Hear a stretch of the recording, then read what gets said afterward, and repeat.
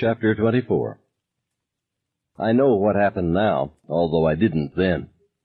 They had the best sharpshooter in the state out there, a state policeman named Daniel Malvern from Kent's Hill. There was a picture of him in the Lewiston Sun after everything was all over. He was a small man with a crew cut. He looked like an accountant. They had given him a huge Mauser with a telescopic sight.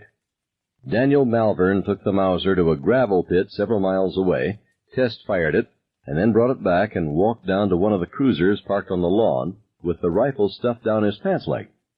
He rested in the prone position behind the front fender in deep shadow. He gauged the windage with a wet thumb. Nil. He peered through the telescopic sight. Through the 30-power cross-hatched lens, I must have looked as big as a bulldozer. There was not even any window glass to throw a glare, because I had broken it earlier when I fired the pistol to make them stop using the bullhorn. An easy shot.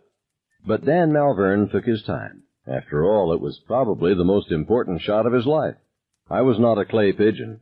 My guts were going to splatter all over the blackboard behind me when the bullet made its mushrooming exit. Crime does not pay. Looney bites the dust. And when I half rose, half leaned over Mrs. Underwood's desk to put a bullet in Ted Jones, Dan's big chance came. My body half twisted toward him. He fired his weapon and put the bullet exactly where he had hoped and expected to put it, through my breast pocket, which lay directly over the living machine of my heart, where it struck the hard steel of Titus, the helpful padlock.